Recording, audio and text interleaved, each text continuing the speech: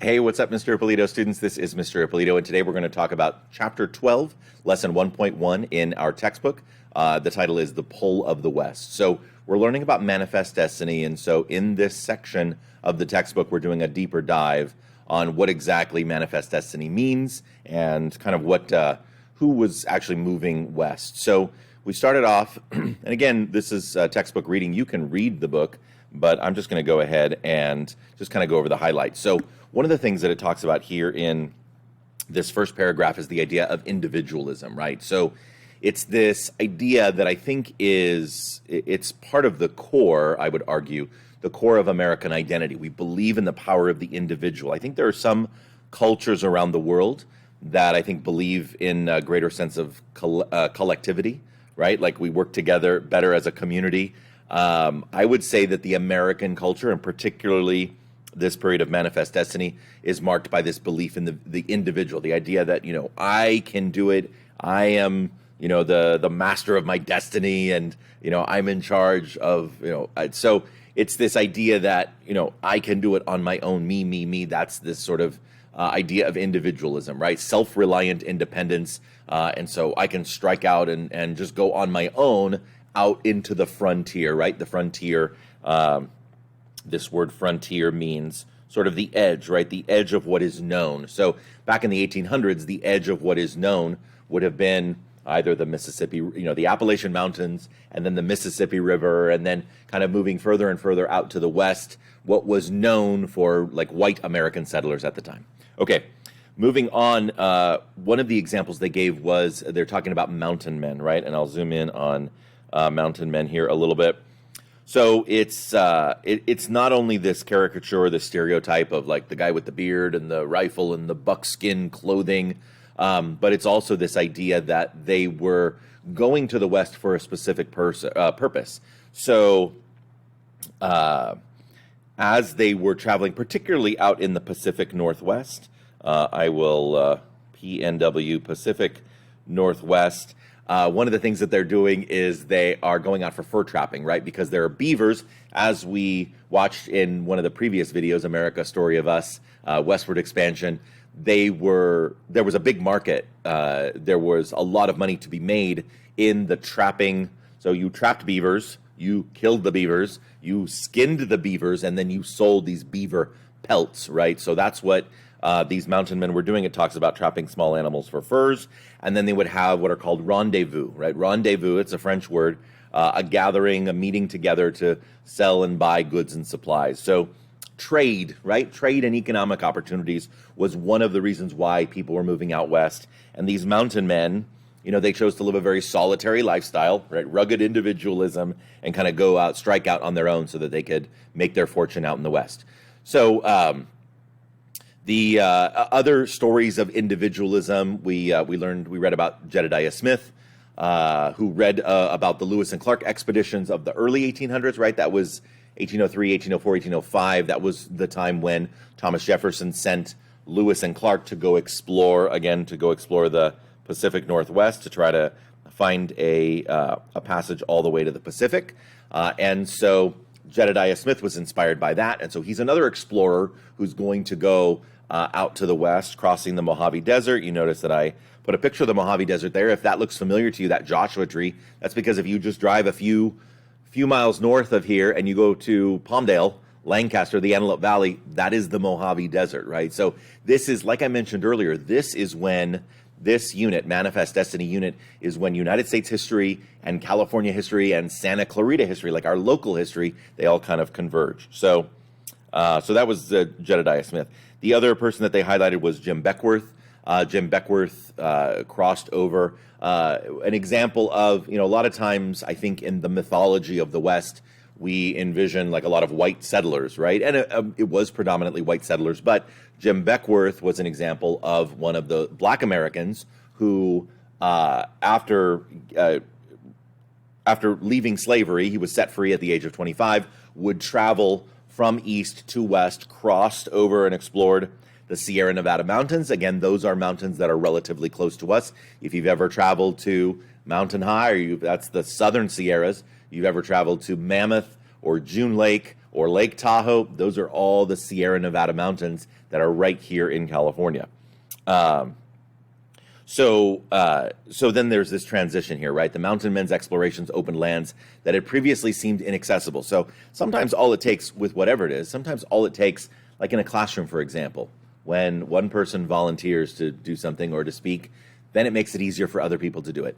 When you start to see examples of people traveling out west and you're like, oh, well, you hear stories about how they made riches or about how they're, whatever success that they're enjoying, then you start to think, well, maybe I could do it too. So individuals, more and more individuals start to think, well, if those guys could travel west, maybe I could travel west. And then you hear about a family that traveled west. And so maybe you're thinking, oh, well, if that family traveled west and they survived and now they're doing well, maybe our family can travel west too. So it's this idea of one person kind of sets the example, one person sort of goes out first, is the trailblazer, the pioneer, and then others follow. There's also a commentary about the Panic of 1837. A panic, by the way, is very similar to either a recession or a depression. I feel like the Panic of 1837 was kind of somewhere in between those two. Now, the last time we experienced, I am recording this in 2023, the last time we experienced a recession was in 2008, 09, 2010. People lose their jobs. There is a slowdown of the economy. And in a depression, the last time we had a depression, like the Great Depression of 1929, which started in 1929, lasted all the way through the 1930s. We only got out of the Great Depression starting in the 1940s as World War II was beginning and war production was starting, and that's what kind of kick-started our economy. So somewhere between a recession and a depression was the Panic of 1837. Lots of people lost their jobs. And as you can see in this political cartoon that I pulled up here, primarily at this time, the man, right, was the head of the household and the primary breadwinner. This breadwinner is the term to describe someone who is the one who makes the money or makes most of the money in the family, right? So at this time in the very traditional American household, it would be the dad, the man, who would be the primary breadwinner. And so if he loses his job, then he feels a loss of identity, right? Like the woman, the wife, she is, in the traditional American family, she is the one who nurtures the children and cares for the home and makes sure that the family has religion. Like, that is her sphere, and so she can do that. But the dad, the man's responsibility is to make money, to make a living, to support the family. And so when he can't do that, there's like this loss of identity for a lot of American men. And so as we talk about what impact the Panic of 1837, this sort of recession, depression, economic downturn had, when you have an economic downturn, people start to look for like different options. What should I do? What else? Economics, finances have a great impact not only on individual families, but on trends. For example, the housing market here in California just continues to go up and up and up. We have a housing crisis. Housing is very, very expensive. So if you've noticed family or friends who have been moving permanently to Texas, to Arizona, to Nevada, to North Carolina, to Idaho. I name these states because these are states where my family and friends have moved to. It's because housing in California is extraordinarily expensive. And so economics, finances have an impact on migration patterns. For the first time in American history, California has actually lost a representative in the House of Representatives. Doesn't mean our population's going down. It just means that other states' populations are going higher relative to California. And a lot of the population increase, a lot of what's driving the population increase in California right now is not families staying or babies being born, although that's a part of it, but a big part of it is immigration. So a big reason why California's population continues to grow slowly but steadily is because of immigration from other countries, and not necessarily because Californians who are already here are deciding to stay here. So this kind of speaks to the way that economic forces have a great impact on migration patterns and whether people decide to stay or to leave. So that's why this says newly explored lands in the West started to look attractive to unhappy Easterners, new immigrants, independent women, and others who were seeking a new start. There is a social and cultural change happening in the United States, right? And it's happening in the mid-1800s, and that is a multitude of reasons that all kind of all this change that's converging in the 1800s, 1830s, 1840s, 1850s is why more and more people are starting to move out west. So then Manifest Destiny, we were thinking of adding Texas as a state. If you've already watched The Alamo, then you know that the Americans who moved into Texas, they wanted originally to become their own independent country, but then when Santa Anna, Antonio Lopez de Santa Anna from Mexico, the president, the dictator, the leader of Mexico, is like, you know what, you didn't get your independence in a good way. We're going to try to come back and bring you back into Mexico.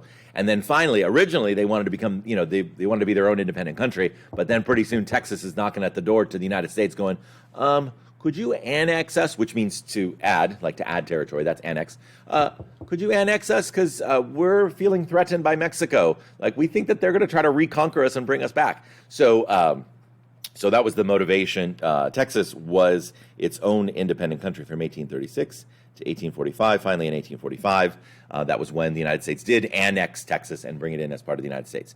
And then this idea of Manifest Destiny, that Americans had this unavoidable, like it was bound to happen, right? It is our destiny. It is, of course, the United States needs to spread from the Atlantic Ocean to the Pacific Ocean. But it was, as the textbook talks about, it was kind of motivated by a couple of things. It was motivated by ethnocentrism and religiocentrism. In other words, it was motivated by the idea that white people, like North America, should be for white people. America, this belongs to white people. And so you're going to do whatever you can to sort of push anybody else, people of color, Native Americans, like they are sort of like pawns in the game. They are meant to be, they are resources that are meant to be used and expended for the purpose of white Americans moving out west, right? So that's ethnocentrism, is the idea that my race or my culture, my people are better than anybody else, and so therefore I am justified in doing whatever it is I'm doing. Religiocentrism means that my religion is better than anybody else's religion, and therefore I have this sort of extra power or authority to do what I think is right in the name of my religion. So there are some historians that will say that Manifest Destiny was driven by ethnocentrism and religiocentrism. It's this idea that white Protestants believed that God had a plan for white Americans to overspread the continent, to go from the Atlantic Ocean to the Pacific Ocean. Okay, and then this is the conclusion here. For several decades, the federal government pursued the territorial acquisition of Western lands. Territorial acquisition means we're going to take this piece of land, we're going to take this piece of land, we're going to take this piece of land. Oregon promises timber, fur, fish. California offers fertile farmland and abundant mineral resources. I love the way they just say abundant mineral resources. Really, they're talking a lot about gold, right? Because gold was that most abundant mineral resource, although we're going to find silver in California a little bit later. There'll be a silver rush a little bit after the gold rush. Ports on the Pacific Ocean for shipping and trade along the Pacific. Texas held deposits of minerals and metals, and I would argue that they also had really some land that was really rich for farming and timber, and like that they had those resources as well. So the concluding sentence here: the desire for riches and the belief in Manifest Destiny inspired settlers and politicians to move westward.